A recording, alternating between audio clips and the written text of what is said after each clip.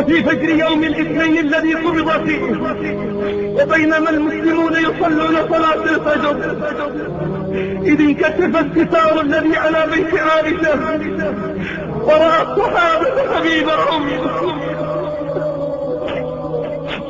رأوه متبسما وجهه كأنه خلقة القمر.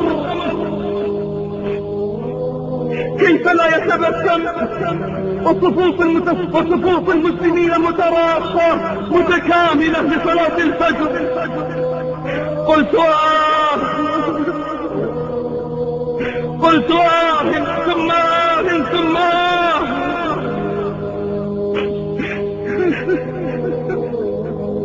كيف لو رأيت ذنوبنا في صلاة الفجر اليوم؟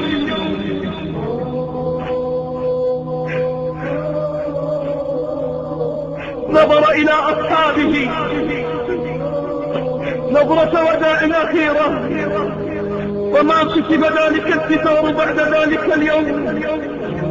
كاد الصحابة يفتنون في صلاتهم، ظنوا أن حبيبهم قد برأ من المرض وهو على وشك الخروج للصلاة معهم، فأشار إليهم متبسما أن أكملوا صلاتكم، وأسفل الستار، وكانت آخر نظرة وآخر ابتسامة.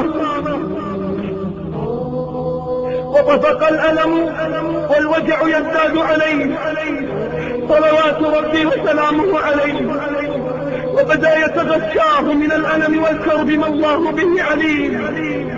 ودخلت عليه فاطمة رضي الله عنها، فلما رأت ما حل بأبيها من الشدة صاحت وقالت: وكرب أبتاه، وكرب أبتاه، وكرب أبتاه. فقال لها: لا كرب على أبيك بعد اليوم.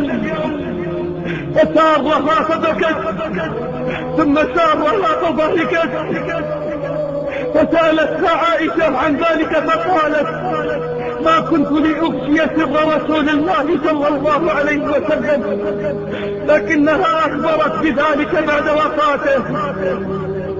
صارها في الأولى فقال لها: إنه يقبض في مرضه هذا، فبكت. ثم سارها الثانية فقال: وإنك أول أهل بيتي نطوقا بي، ففرحت رضي الله عنها وأرضاها. ستلحق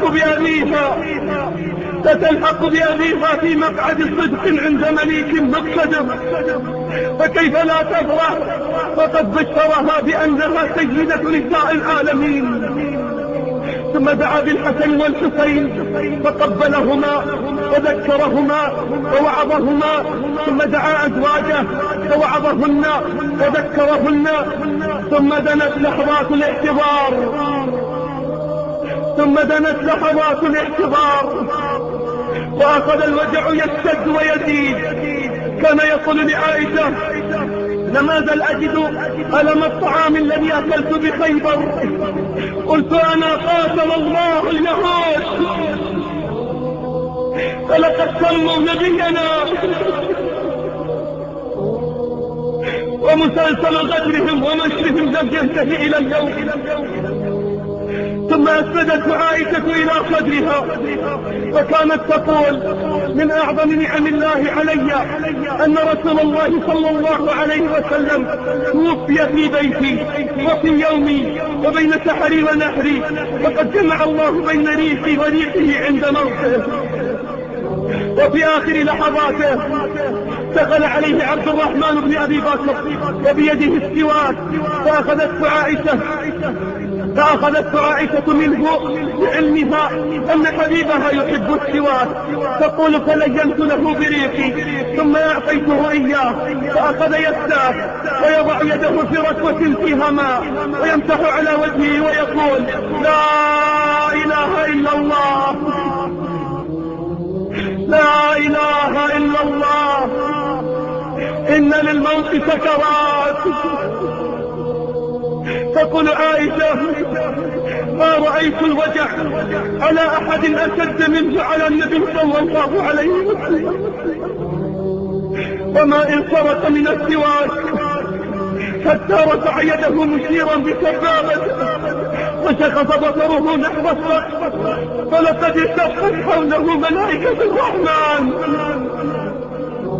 فلقد التفت حوله ملائكة الرحمن بتشفيعه إلى الملأ الأعلى فلقد التفت حوله ملائكة الرحمن بتشفيعه إلى الملأ الأعلى للقاء ربه فتحركت شفتاه فلقد كان يخير في تلك اللحظة بين البقاء في الدنيا أو لقاء ربه فأصغت إليه عائشة وهو يقول مع الذين أنعمت عليهم من النبيين والصديقين والشهداء والصالحين اللهم اغفر لي اللهم ارحمني اللهم الحقني بالرفيق الأعلى اللهم الرفيق الأعلى اللهم الرفيق الأعلى قالها ثلاثا ثم مالت يده وهدأت أفكاره وسكت قلبه وخرجت الروح إلى ظهرها مالت أصغر يده وهدأت أزكى الأنفاس وسكت أعظم قلب وخرجت أبكر وأزكى روح فإنا لله وإنا إليه راجعون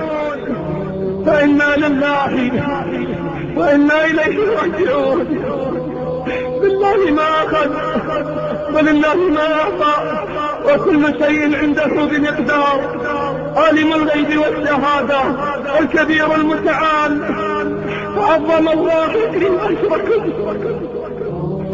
الله أجري وأجركم اللهم أجرنا بمدينتنا خيرا يا رب العالمين وأظلمت المدينة على ساكنيها عبر أنس عن هذه المصيبة بقوله والله ما رأيت أجمل ولا أحلى من ذلك اليوم الذي دخل فيه النبي صلى الله عليه وسلم المدينة فقد أضاء فيها كل شيء فلما كان اليوم الذي مات فيه أظلم منها كل شيء وما نفضنا عن النبي صلى الله عليه وسلم الأيدي حتى أنكرنا قلوبنا وما إن تسرب النبأ القادح والمصاب العظيم وعلم الناس بالخبر حتى باتت عقولهم وعمتهم الحيرة وأقعدتهم الدهشة وأظلمت الحياة في وجوههم أما فاطمة فلما سمعت بالخبر بكت وقالت وأبتا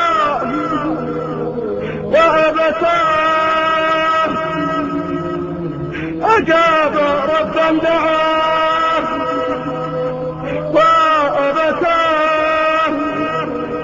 جنة الفردوس مأواه وأبتا إلى جبريل ننعاه فلما دفن قالت رضي الله عنها لأنس يا أنس كيف طابت أنفسكم أن تحطوا التراب على رسول الله